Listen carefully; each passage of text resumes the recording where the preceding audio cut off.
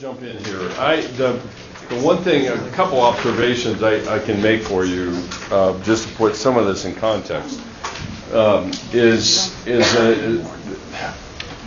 realize that you're just starting to read this book. Okay. Now I know some of you probably have been in integration chapter 2, but I think a lot of times when we approach reading an author, we take them at face value as the way things are, essentially. So when it comes to asking you to do something like this, the strengths and weaknesses, there's a certain portion of it that's subjective. You know, is that I think it's a strength, somebody else may see it as a weakness. That's entirely possible. But, okay, and it's a big but. But make your case for it then. I mean, if you're going to say that this is a strength, my automatic question is why? Why do you say that? Based on what are you saying that? I can't just say, I like this, therefore that's a strength. That's not good enough. This is really very much a part of reading and thinking critically about what somebody is writing. Because there are authors that vary in terms of how explicit they are about what they assume to be true. Okay? And it's not, let me add something else to that, and that is, it's not because they're trying to be deceptive. It's not that at all. It's just simply they don't deem it as important to state, but it's still part of their assumptions when they're talking about something. Whatever that is, okay? And you do that too. I mean, why did I hammer you the first class with define your terms? Because that's the problem with a lot of the stuff that you're reading. Authors are not defining their terms. They're assuming certain things. And if you really want to understand a point of view, then try to get to know their assumptions. What are they assuming to be true? That's what assumptions are all about. And in a lot of cases, they're not going to say anything about that. And like I said, I'm not dismissing anybody. I'm not throwing anybody under the bus for doing that. But ultimately, if you want to have the most in-depth conversation, then some of what you listen for is what they're implying to be true.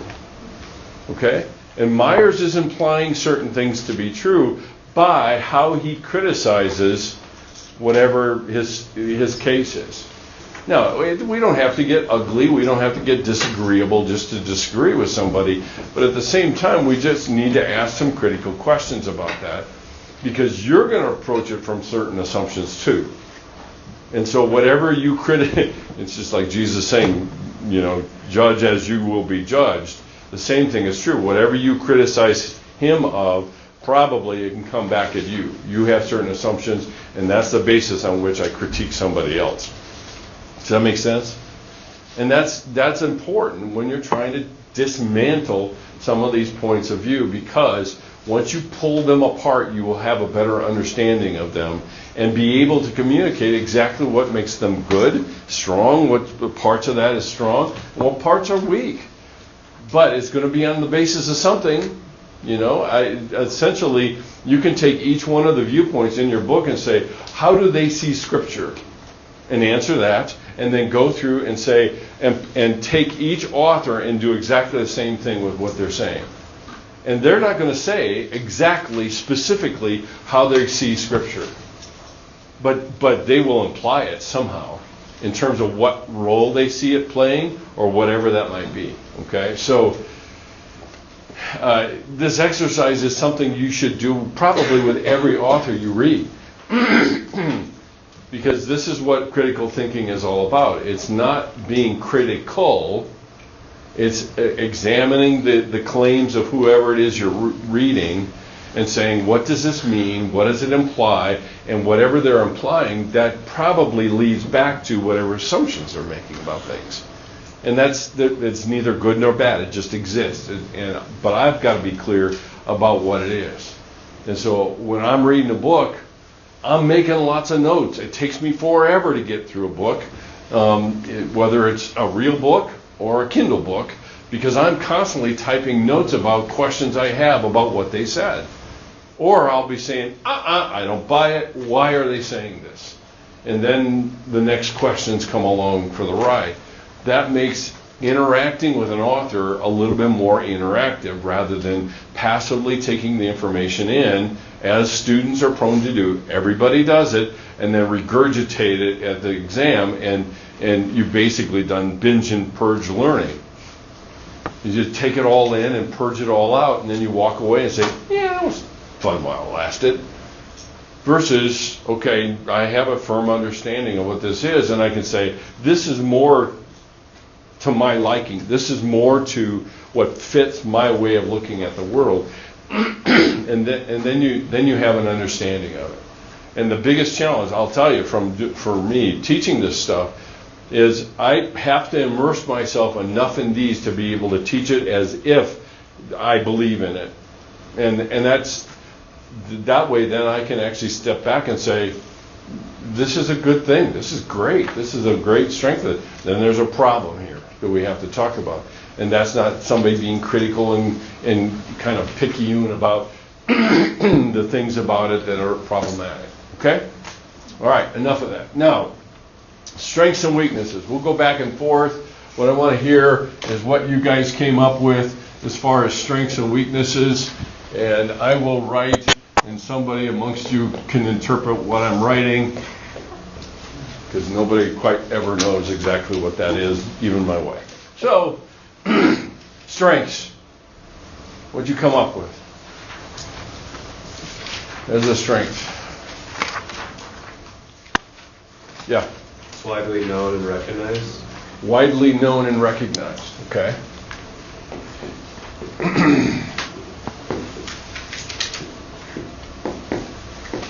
Okay, based on what, Will? In the notes, how most universities and colleges use this, and it's in a lot of psych textbooks. Yeah, absolutely. Okay. What else? Let's go weakness. We'll go back and forth. What about weakness?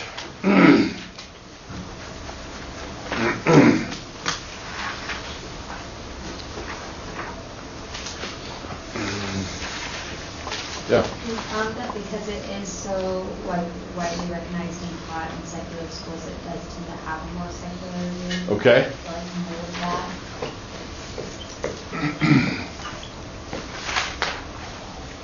All right. Tend to be more secular in view. Okay. Now, when you say that, what do you mean? I just mean because it is taught at large institutions and in textbooks and for grad schools and stuff. You can't overly emphasize faith into that because it's not in the faith realm. Yeah, okay. Fair enough, yeah. So when it's widely used, then it restricts kind of what it tends to emphasize. Got it. Good. What else? Strengths.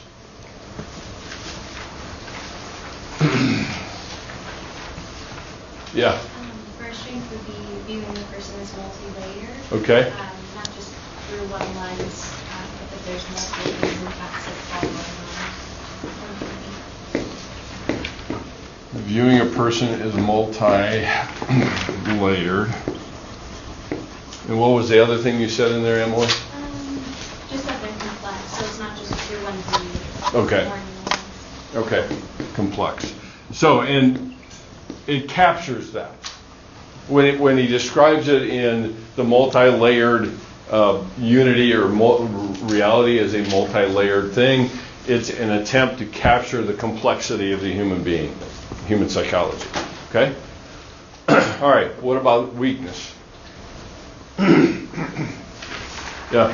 Maybe kind of going off of that one and kind of what you said is that it's not as practical in actually applying that curriculum. So in looking at the clear cut and objective layers, it doesn't work as well to apply to I don't know, how fluid a human being can be sometimes. Yeah, not as practical in the application. Yeah, absolutely.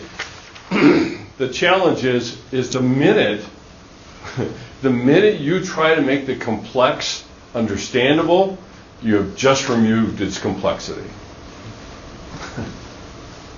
Because we can't allow it. The minute I try to understand it, I engage reductionism. I reduce it to something.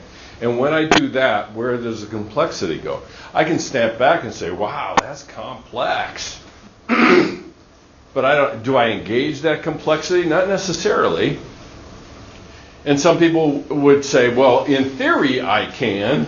And usually my reaction is I don't live in theory, I live in reality. Thank you very much. So, all right, other strengths.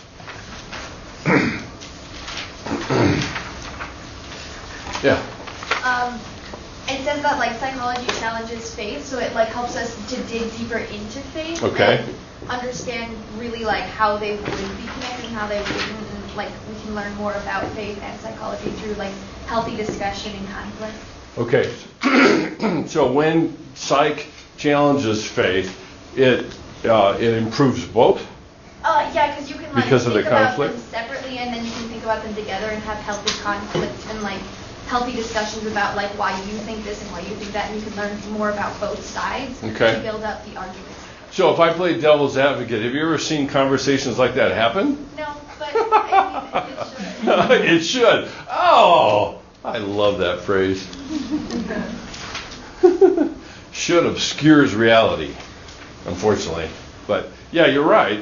And again, Myers lives this out, really. When you look at how he approaches it, the so what part of that chapter, so what? Family values, the effects of divorce, all of the discussion of sexual orientation, all of that is the so what part of that chapter. Okay? But good. What else? Weaknesses. Yeah. The theories behind it are vulnerable to error. Okay. Theories vulnerable to error. Anything specific you're referring to, Chelsea? No, it's just that the theories are formed by people, and obviously we're limited beings. Yeah. And, any theory can have flaws to it. So the theories that he's building on, Yeah. do you get the impression that he believes they're vulnerable to error too?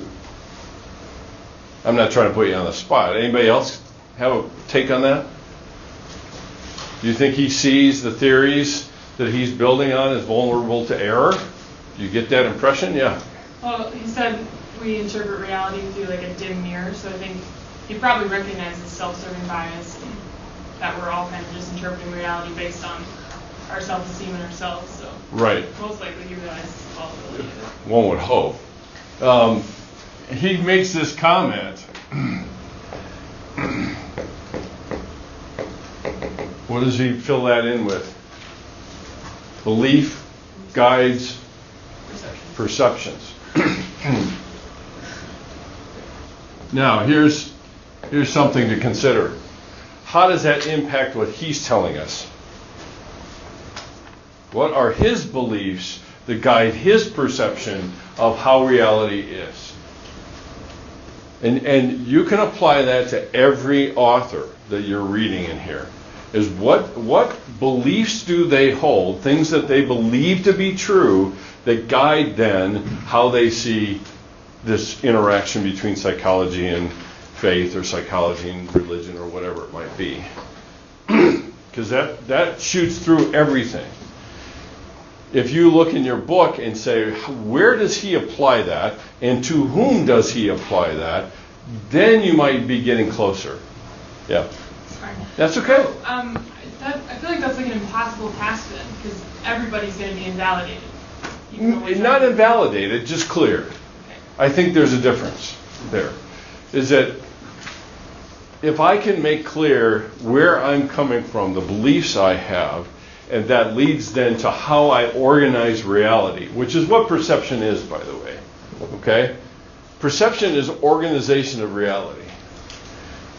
If I can make that clear, then I make it easier for the person who's listening to me to choose whether they agree with me or not.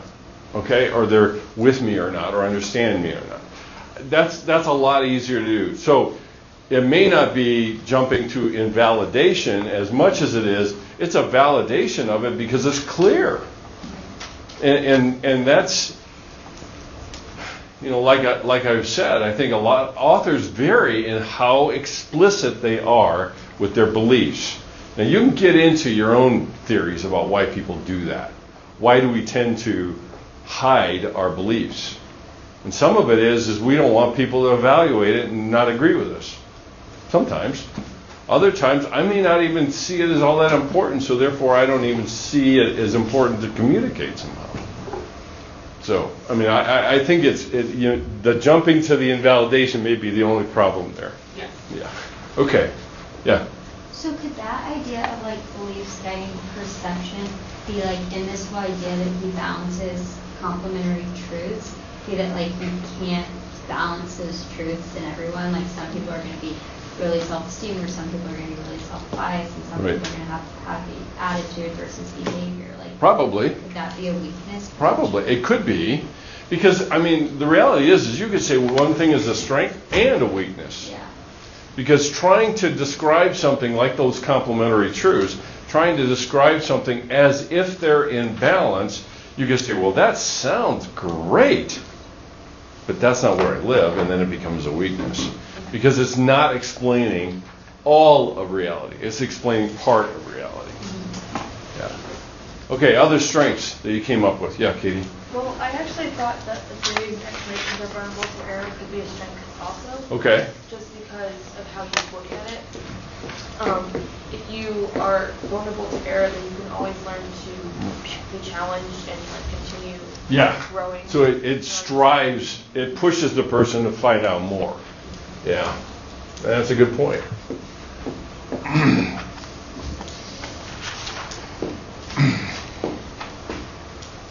Drives further scrutiny.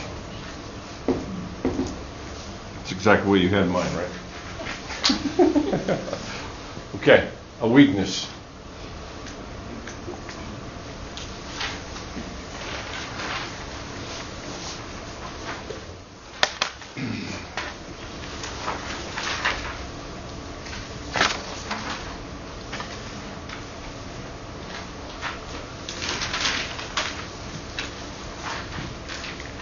What, if anything, let me just change it just a little bit to try to get you closer to it. What, if anything, do you take issue with this point of view? That might be a place to start, yeah. It lacks holistic thinking. Like you lack unity of thinking, because like we can have one perspective when talking about biology and a complete other perspective when talking about theology. Yeah, and that it's fascinating because we've been talking about the unity of all truth. But when he starts talking about it, he breaks it down into various component parts. And, okay, yeah, no, it lacks that unity of thinking. It's not as holistic as what we actually are in reality. Yeah. What else? Other strengths. Let's go back to strengths again. Strengths you come up with.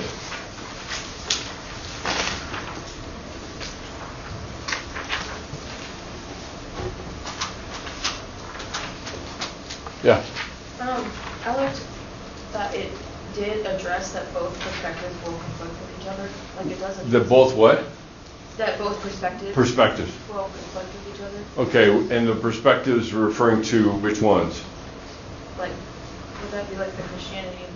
Oh, I see what you mean. So those two domains will conflict with one another. And it just addresses it, like it acknowledges that they do.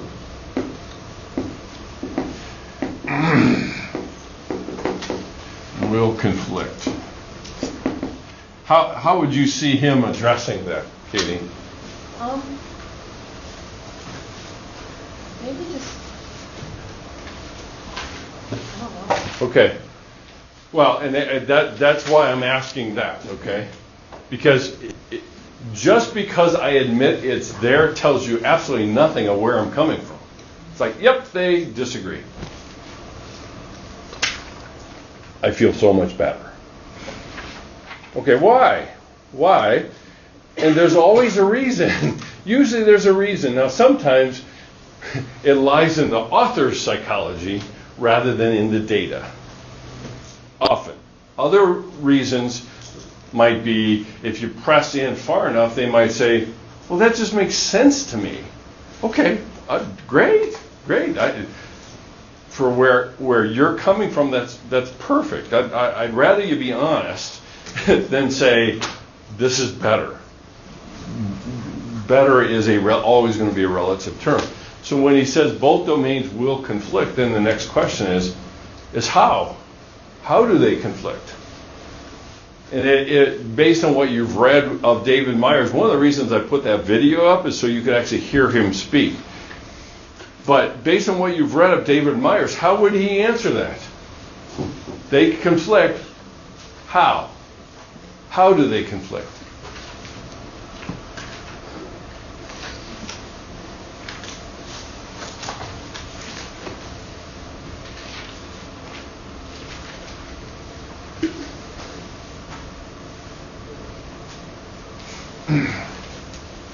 Well, let me add another question.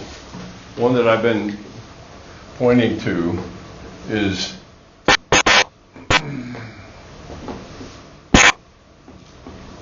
when they disagree, who adjudicates? You all know what I mean, right? Who's the judge as to which side is better or which side, quote unquote, wins? Now, if we put it that way, how do you think David Myers would answer that? Psychology. The science of psychology wins. Which says something then about probably how he views religion. Now, I am not picking on him. I'm not saying his point of view is wrong. I may not disagree with it, but that's how he sees it, is that science adjudicates. Psychology adjudicates. When theology, religion, and psychology disagree, psychology adjudicates it. In other words, psychology says, I've got more data, I've got objective reality, you've got subjective data. That's what faith is. And then, so who wins? Well, science wins. It's the data. Okay? Weaknesses. Any other weaknesses people came up with?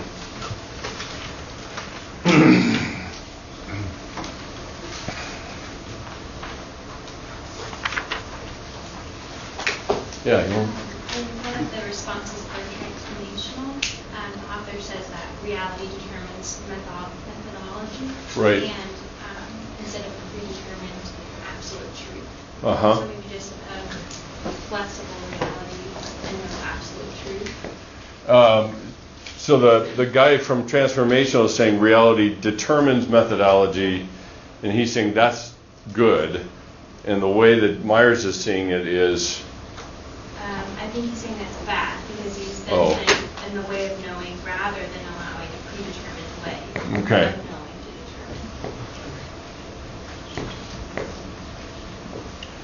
determine. Determines methodology.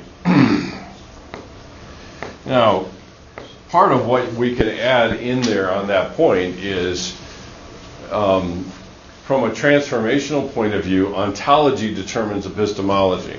All right, where we're going, the reason we exist, determines how we know things.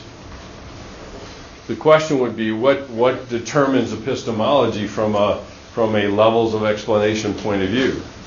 How do we know things? Answer, what would David Myers say?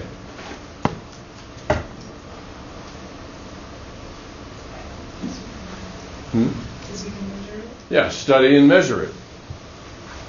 How we know things is by measurement and quantification.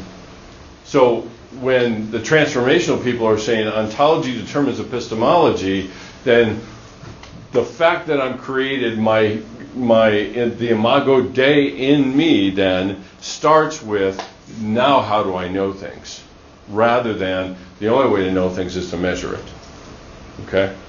And I think that's kind of why he said that as a criticism, is that reality, as determined by this perspective, is only what's seen. Okay?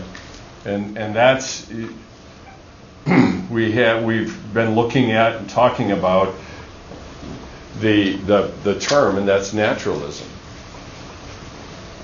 Okay? Other strengths you identified.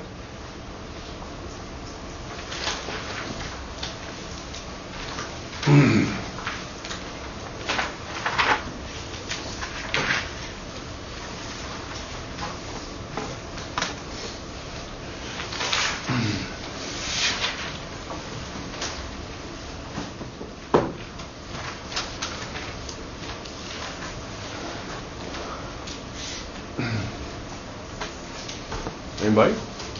Yeah. He does note the impact or importance that faith has in regarding family life and crises and happiness and all those different things. Importance of faith. Yeah, he does. He does. And he backs it up with his favorite backup, and that's data. He's got loads of data to throw at that. And that's a good thing. It makes it strong. Anything else? Other weaknesses? Weaknesses or strength? We'll open it up. Whatever you found.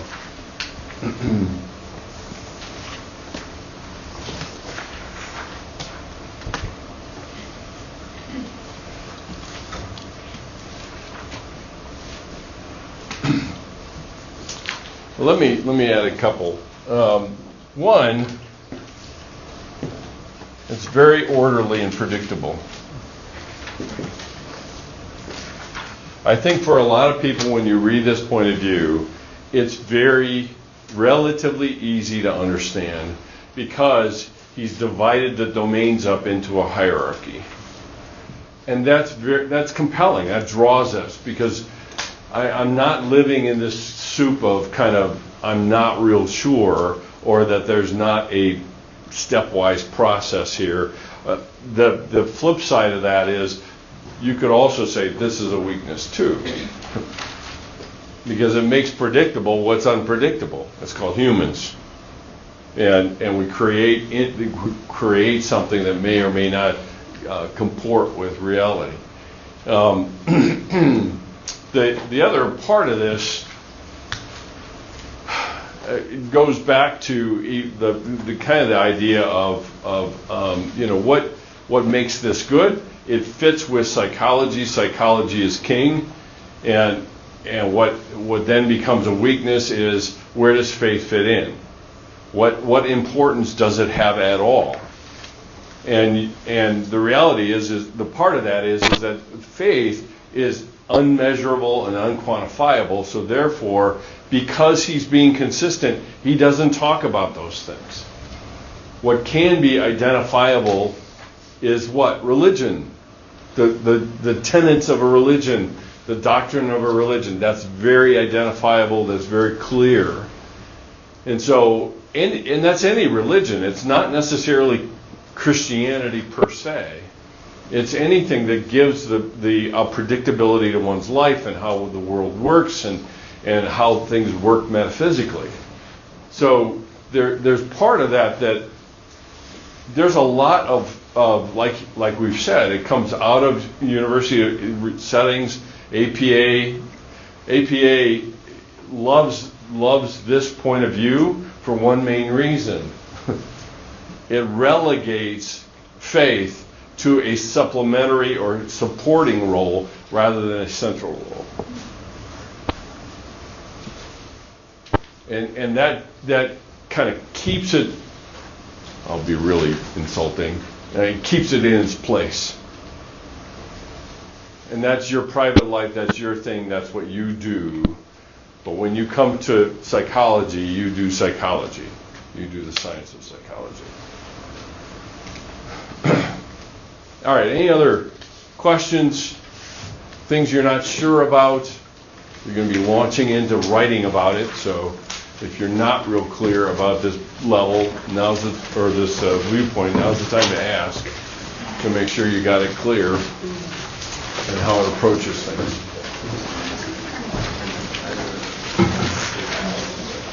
Okay, I will see you Wednesday.